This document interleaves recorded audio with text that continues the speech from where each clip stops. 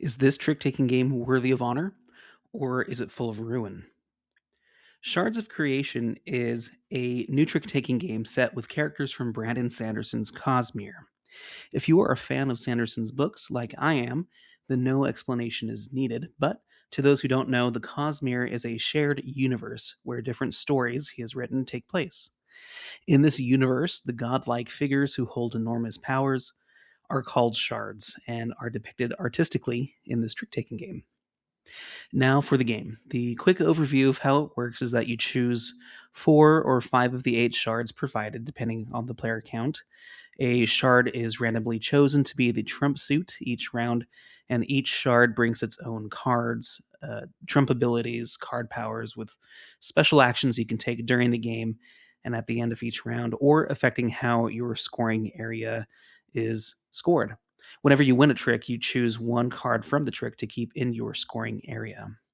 You play 3 rounds of 10 tricks each, and you score at the end of the game based on the number of shards you win, as well as the number of complete sets of all the different shards you're playing with, and whoever has the most points wins.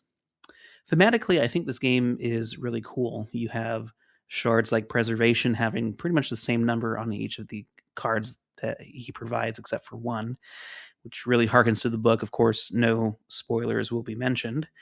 The character of each shard then comes through in card numbers, card powers, and last but not least, the artwork, which is awesome to see and great to know that it's canon to the lore of the Cosmere. In addition, the theme shines in a few ways mechanically that depicts how these shards can be opposites of each other. For example, Dominion and Devotion, which are linked together in the Cosmere lore, have abilities that are similar but different, where Devotion has cards with abilities that can be added to other shards in the scoring pile aside from Devotion herself, while Dominion does the opposite, where other cards are treated as Dominion cards for scoring. Ultimately, did I enjoy this game, and how does it stack compared to other trick takers out there?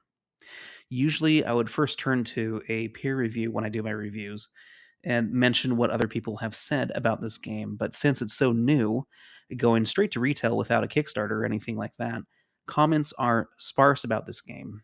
And I've tried looking online for reviews and thoughts about the game, and once again, content was sparse aside from how to plays and gameplay videos.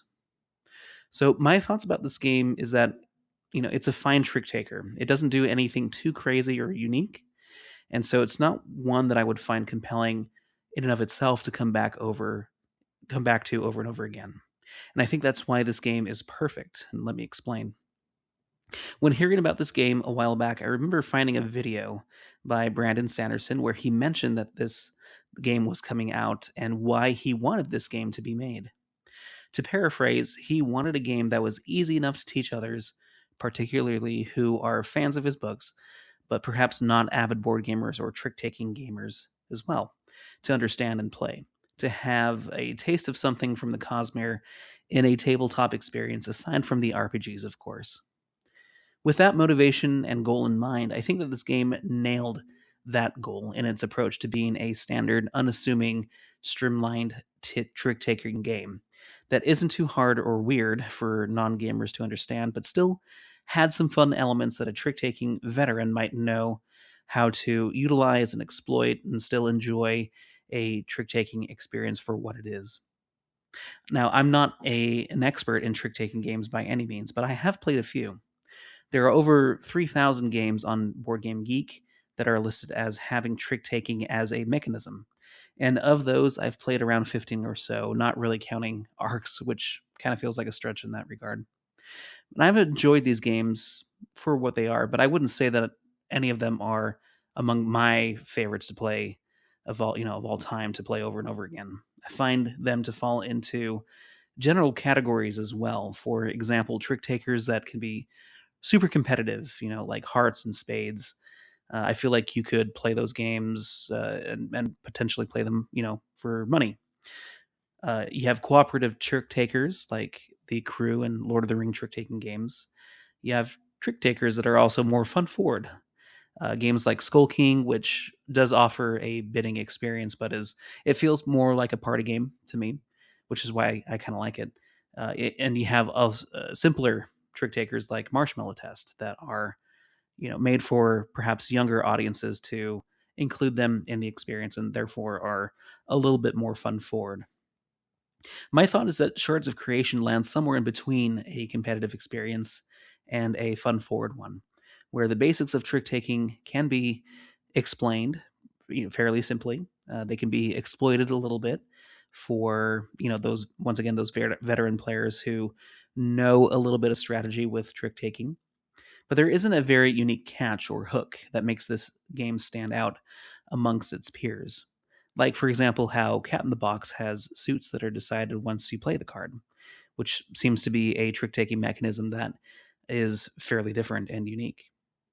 So while Shards of Creation doesn't stand out mechanically among other trick takers, it still provides a standard experience that a wider audience can enjoy, especially those who want a splash of the Cosmere to feature as the art for this game.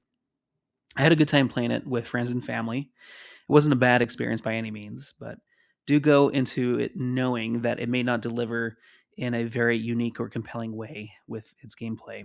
It's a fun game, it's a fine game, but perhaps that's all it's meant to be. So those are my thoughts on Shards of Creation. Let me know what you think about the game, especially if you have trick taking experience, much more experience than me, and if this game does shine in a way that I had not expected. Let me know in the comments what you think. And once again, thank you for watching this video, and I hope to catch you on the next one.